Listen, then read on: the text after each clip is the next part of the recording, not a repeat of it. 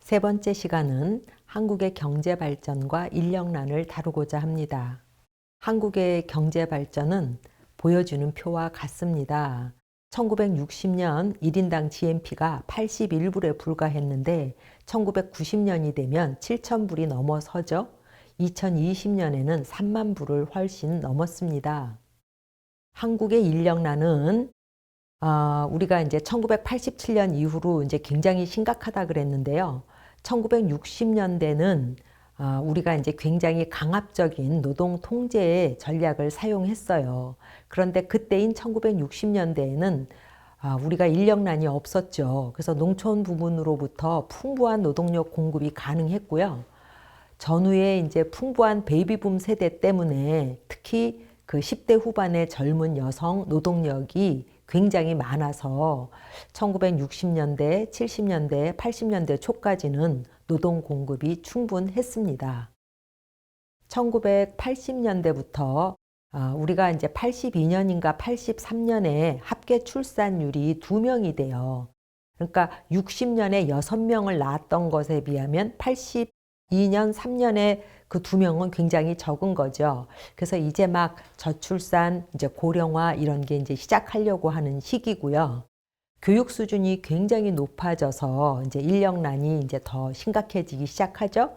그런데 우리가 앞에서 살펴본 87년 민주화 운동 이후로 굉장히 노사 분규가 이제 많아지면서 그동안 억제되었던 노동 운동이 아주 급증하게 돼요. 그래서 임금이 많이 오르면 노동시장 분절화가 아주 가속화되는 거죠. 노동시장의 분절화라는 말 들어보셨나요? 노동시장이 쪼개진다는 얘기죠. 그러므로 그동안 노동시장은 그냥 다 같은 사람들을 고용했었는데 1987년 이후에는 노동시장이 1차 부문과 2차 부문으로 나누어지는 현상을 얘기해요. 1차 부문은 뭐냐면 핵심에 해당하는 것, 즉 코어 노동시장이라고 얘기하는데 기업이 유지하고 싶은 핵심 노동자를 이렇게 딱 모아놓은 것을 1차 부문이라고 얘기해요. 그러므로 그 회사에서 일한 시간이 길수록 기술이 높아질수록 임금이 계속 오르겠죠. 그런데 이제 기업들은 2차 부문도 필요해지는 거죠. 그래서 수요에 따라서 쉽게 고용했다가 쉽게 해고하고 싶은 노동자들, 그러니까 오늘날 우리가 얘기한다면 비정년 노동자에 해당하는 사람들을 위한 2차 부문 노동시장이 만들어진다는 거예요. 그러면 이 사람들은 쉽게 고용했다가 쉽게 해고하는 사람들이니까 오래 일해도 임금 변화가 거의 없어요. 매년 그냥 계약을 갱신하는 사람인 거죠. 그러므로 87년 이후 우리나라 제조, 특히 공장에서 1차 부문은 그래도 괜찮아요. 그런데 2차 부문에서 인력난이 이제 특히 심해지는 거죠. 그 다음에 이제 87년 이후 건설 경기가 이제 건설 붐이 일어나면서 건설 부문에서 인력난이 굉장히 심각해진 거죠. 그래서 92년 됐을 때 우리가 아무런 외국인 노동자 정책이 없었는데도 이미 우리나라에 들어와서 체류하면서 취업하고 있는 노동자의 수가 거의 10만 명 이상이었다는 거죠. 이들은 주로 중국 교포이거나 필리핀인, 방글라데시인들이었습니다.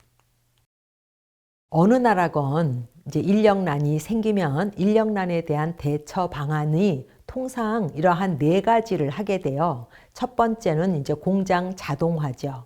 우리 자동화하고 기계화하고는 다른 거 구분하시죠?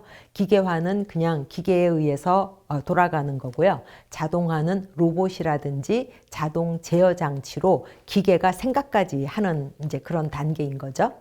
그 다음에 이제 두 번째 단계는 비경제 활동 인구를 활용하는 건데, 즉 이를 우리는 잠재 노동자의 활용이라고 부르기도 해요. 세 번째 대응 방법은 기업이 해외로 가는 거예요. 그래서 우리나라에서 임금이 너무 비싸니까 이 공장을 다 뜯어가지고 이제 베트남이라든지 중국으로 가는 것을 기업의 해외 직접 투자라고 부르고요. 맨 마지막 단계가 외국인 노동자를 이제 국내로 데리고 와서 이제 고용하는 거죠. 그런데 이제 두 번째, 비경제활동 인구라고 했을 때 여러분들 경제활동 인구와 비경제활동 인구 구분되시죠? 경제활동 인구는 우리가 이제 취업자와 실업자를 경제활동 인구라고 부르고요. 비경제활동 인구는 15세 이상 인구 중에 취업자도 아니고 실업자도 아닌 사람. 누가 떠오르죠? 예, 맞습니다. 학생, 가정주부, 그리고 은퇴한 사람들이 대표적인 비경제활동 인구죠.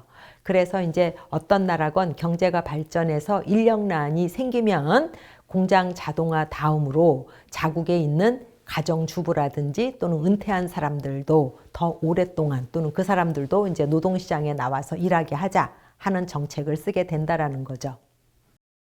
그런데 이제 그 1, 2, 3, 4지만 시기적으로 많은 나라들은 전략을 어떻게 세우냐면 내국에서, 그러니까 자국 내에서 쓸 수 있는 일들을 먼저 하고 맨 마지막에 이제 외국인을 유입하자라는 정책을 쓰는 나라들이 많은 거죠. 그래서 이제 우리는 인력난이 일어났을 때 외국인 노동자가 언제 유입하느냐, 그러니까 인력난이 일어난 시점과 외국인 노동자의 유입 시기를 한번 비교해 보려고 해요. 그래서 가장 대표적으로 떠오르는 나라가 두 나라인데, 싱가포르 같은 경우는 이제 우리가 이제 언제 인력난이 일어났느냐라는 것을 이제 측정하는 게 사실은 어렵죠. 그래서 그냥 쉽게 우리가 국내 실업률이 한 2.5%로 상당히 낮다. 그러면 이게 어느 정도 완전 고용에 도달한 시점이 아니냐라고 이제 생각을 해요. 그렇게 분류해 본다면 싱가포르는 국내 실업률이 한 2.5%였던 시기가 70년대 말이에요.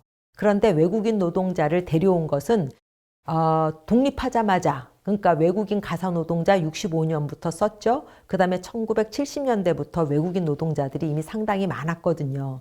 그러니까 싱가포르가 인력난이 심각해지기 전부터 외국인이 들어와 있었다라고 해석하시면 되고요. 일본은 실업률 2.5%를 기준으로 한다면 1960년대 중반에 어느 정도 이제 완전 고용에 도달해서 1960년대 말부터 인력난이 심각하다라는 얘기가 이제 막 나오는데 외국인이 들어와서 일하기 시작한 거는 1980년대 말이에요. 그러니까 싱가포르는 인력난이 나기도 전부터 외국인들이 들어와 있었고 일본은 인력난이 심각해지고도 20년이나 후에 외국인 노동자가 들어왔다라고 해석하시면 돼요. 한국은 어떨까요? 실업률 한 2.5%를 기준으로 한다면 1990년대 초거든요. 그런데 외국인 노동자 들어온 게 80년대 말이라고 했죠. 그러니까 인력난이 생기자마자 외국인이 들어왔다라고 해석할 수 있는 거죠. 그러면 싱가포르는 왜 인력난이 있기도 전부터 외국인 노동자를 썼고 일본은 외국인에 대한 그 수요가 생긴 지 20년이나 지나서야 외국인을 썼고 우리나라는 외국인 노동자에 대해서 쓸까라고 생각하자마자 외국인 노동자가 유입되는가에 대해서 한번 생각해 봐야 되겠죠. 일단 싱가포르는 동남아에 속하는 국가고요. 도시국가고요. 지리적인 이유로 그러니까 말레이 반도에 있는 도시예요. 그러므로 그냥 이렇게 걸어 들어오면 말레이시아에서 싱가포르가 되는 거죠. 그 다음에 바다로 들어온다고 해도 바로 앞에 있는 섬은 인도네시아인 거예요. 그러니까 배를 타고 한 20분 들어오면 그냥 싱가포르인 거예요. 그러므로 지리적인 이유로 외국인들이 들어와서 일하는 걸 막기가 굉장히 어려운 거죠. 그런데 물론 또 정책적인 목적으로 외국인 가사노동자 유입을 더 적극적으로 장려했어요. 왜냐하면 도시국가고 인구가 굉장히 작은 나라에서 이제 출발을 했으니까 대표적으로 비경제활동 인구인 여자들의 노동도 다 써야 되겠다라고 이제 싱가포르가 판단을 한 거죠. 그래서 굉장히 일찍부터 의도적으로 외국인 가사노동자를 유입했고요. 단순 노동자도 이제 썼다라고 해석하시면 됩니다. 그리고 특히 동남아는 동북아하고 굉장히 상황이 달라요. 그래서 다인종 국가죠. 그래서 싱가포르만 우리가 들여다봐도 중국계가 있고 인도계가 있고 뭐 여러 다양한 종족들이 있고요. 그래서 인도네시아에서 싱가포르로 온다든지 또는 말레이시아에서 싱가포르로 온다라든지 이런 거가 굉장히 자연스러운 현상이죠. 그런데 이제 동북아에 속하는 나라들은 일본 섬나라니까 국경이 명확하지요. 예, 우리나라도 뭐 섬나라는 아니지만 북한으로 막혀 있으니까 거의 섬에 해당하지요. 그러니까 국경이 분명해서 다른 나라가 들어올 수 있는 거가 좀 어렵고, 그래서 이제 근데 중요한 거는 일본이 어떻게 20년 동안이나 외국인 노동자가 들어오는 것을 막을 수 있었느냐라는 거죠. 그 이유는 1960년대 말부터 일본도 외국인 노동자를 유입하면 어쩌냐 뭐 찬반 논란이 막 시끄러웠는데 1973년에 전 세계적인 오일 쇼크가 일어나요. 그래서 73년에 오일 쇼크, 79년에 오일 쇼크에서 70년대는 전반적으로 불경기였거든요. 그래서 그 이제 국외 사건에 의해서 덕을 본 거지요. 그래서 전 세계적인 오일 쇼크가 일어나서 외국인 노동자를 데려오느냐 마느냐 하는 논란이 이제 가라앉아요. 그래서 그 20년 동안 외국인 노동자가 들어오기 전에 이제 뭐 구조조정을 한다든지 또는 공장의 자동화를 한다든지 그런 20년을 벌었다라고 이제 해석할 수 있죠. 그다음에 이제 또 하나 그 중요한 거는요. 동남아 사람들이 우리가 이제 한 뭐 70년대 뭐라고 생각한다면 일본에 대해서 알았는지는 몰라도 한국이라든지 대만에 대해서는 잘 몰랐어요. 그래가지고 그 동남아 사람들이 뭐 중동을 간다든지 뭐 미국을 간다든지 유럽을 간다든지 이런 일은 있었지만 대만, 한국에 대해서는 별로 그 인지도가 굉장히 낮았다라고 생각하시면 되고 특히 이제 동북아 쪽은 냉전의 그 영향을 많이 받은 지역이기 때문에 그 외국인 또는 내국인의 출입국이 굉장히 까다로웠다라고 이제 보시면 돼요. 그래도 이제 또 중요한 질문은 일본은 인력난이 발생하고 20년을 연기하다가 외국인 노동자가 들어왔는데 한국은 왜 인력난이 발생하자마자 이렇게 금방 외국인 노동자가 들어왔느냐라고 이제 또 질문해 볼 수 있어요. 그래서 어떻게 보면 한국이라든지 대만은 이렇게 연기할 시간이 없이 일본으로 가려고 하는 그 외국인들의 영향을 많이 받았다. 그래서 자펜 러시에 같이 묻혀가지고 외국인들이 많이 들어온 것이 아니냐라고 해석할 수 있는 거죠. 그러면 그 일본이라든지 한국이라든지 대만으로 외국인 노동자가 들어오는 시기가 다 같거든요. 80년대 말. 그러면 그때 무슨 사건들이 있었느냐로 보면 가장 중요한 사건은 냉전이 와해되거나 냉전이 종식되는 시기가 이제 80년대 말인 거예요. 그래서 우리가 이제 한국과 중국이 이제 우리가 예전에 70년대, 80년대는 중국을 중국이라고 안 부르고 중공이라고 불렀어요. 그러고 막 사회주의에 대해서 우리가 굉장히 막 싫어하고 이제 그러던 냉전의 시기였잖아요. 그런데 88년 그 당시 대통령이 노태우 대통령이었는데 노태우 대통령은 여러 가지 이제 정보가 있으니까 냉전이 이제 곧 종식될 거다라는 정보가 있었겠죠. 그래서 한국과 중국도 곧 이제 수교할 거라고 생각을 해서 87년 뭐 하여간 그 이전부터 한 86년 뭐 87년부터 그러니까 중국에 있는 그 우리나라 교포들이 한국에 와서 친척을 방문할 수 있게끔 했어요. 그래서 그때는 88년, 뭐 87년만 해도 한국과 중국이 국교를 맺은 상태가 아니었기 때문에 연변에 있는 중국 동포들은 홍콩으로 가서 홍콩에서 이제 배를 타고 한국을 왔다고 하죠. 그래서 이제 냉전 체제가 무너지는 것을 생각하면 우리 두 가지 중요한 사건이 있는데 미하일 고르바초프라는 사람이 있죠. 그 사람이 올해 2022년 8월에 사망하셨더라고요. 그래서 그 사람이 당시 소비에트 사회주의 공화국, 즉 소련의 서기장으로 선출된 게 1985년인데 개혁이라든지 개방을 굉장히 추진한 사람이죠. 우리가 1990년에 한국과 소련 사이에 이제 수교가 수립이 되고요. 여러분들 그러니까 냉전 체제가 무너지는 가장 중요한 사건이 뭐라고 생각하세요? 머릿속에 탁 떠오르는 사건. 맞습니다. 베를린 장벽이 무너지는 거죠. 그래서 베를린 장벽이 무너지는 게 1989년 11월에 일어난 사건인데요. 여러분들 그 베를린 장벽 무너지는 거와 관계돼서 뭐 유튜브라든지 또는 인터넷 뒤져보면 사실 이게 그러니까 그 사람들이 어떤 실수였던 거, 그 동독의 공무원이 발표할 때 어떤 말을 잘못해가지고 이렇게 갑작스럽게 뭐 무너졌다라는 것이 이제 실화라고 해요. 그래서 사실은 비자를 받으면 그 비자를 받은 사람은 그쪽 다른 나라 사회주의 쪽으로 갔다가 서독으로 또 갈 수 있는 뭐 이런 거였는데 비자를 받으면 이런 내용이 빠지고 동독 사람들은 출국할 수 있다라고 이제 잘못 보도가 돼서 그날 밤 동베를린 사람들이 갑자기 많이 움직임으로 해서 베를린 장벽이 이제 무너졌다 그러죠.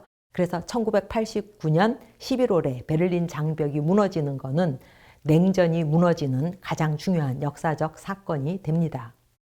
그 이후 이제 그 고르바초프는 냉전을 종식하는 그런 어떤 그 선언을 하고요. 그래서 드디어 1991년 말 소련이 완전히 해체되면서 냉전이 끝나게 됩니다. 그래서 이제 그 이후 1992년에 한국과 중국이 이제 수교를 하게 돼요. 그래서 92년 이후에는 이제 그 중국에 있던 사람들이 우리나라로 들어올 수 있지만 그 이전부터 중국 교포들은 남쪽에 있는 친척을 방문할 수 있었다라고 이제 말씀드렸습니다. 그동안 오랜 시간을 끌었던 냉전이 끝났다라는 것은 이민에 어떤 영향이 있냐면 그 이전에 이제 사회주의 국가였던 중국, 베트남, 물론 지금도 사회주의 국가이죠. 그런 거기에 있는 사람들이 이제 예전에는 베트남 사람들이 어디 노동이민을 간다 그러면 중국이라든지 또는 소련으로만 이민을 갈 수 있었어요. 냉전 체제니까. 근데 냉전이 끝나고 나니까 이제 중국 사람이라든지 베트남 사람이 다른 제1세계로도 이제 이민을 올 수 있는 거죠. 그래서 중국이라든지 베트남에 있는 많은 사람들이 아시아 내에서의 이제 그 이민을 가려고 하는 그 욕구가 굉장히 증가했죠. 그 다음에 1985년 플라자 조약의 효과는 아까 말씀드린 것과 같습니다. 그 다음에 또 한 가지 중요한 사건은요. 1980년대 중반 또는 말부터 아시아인들의 해외 출입이 자유화되었다는 거예요. 한국도 80년대 말에야 한국 사람이 해외 나갈 때 이제 자유화가 된 거고요. 중국이라든지 뭐 이렇게 많은 나라가 비슷한 시기에 그 해외 출입 자유화가 되더라고요. 그래서 아시아 사람들이 갑자기 이제 여행 자유화로 왔다 갔다 하다 보니까 이제 다른 나라 노동 이민 가는 것도 증가됐다라고 보시면 되고요.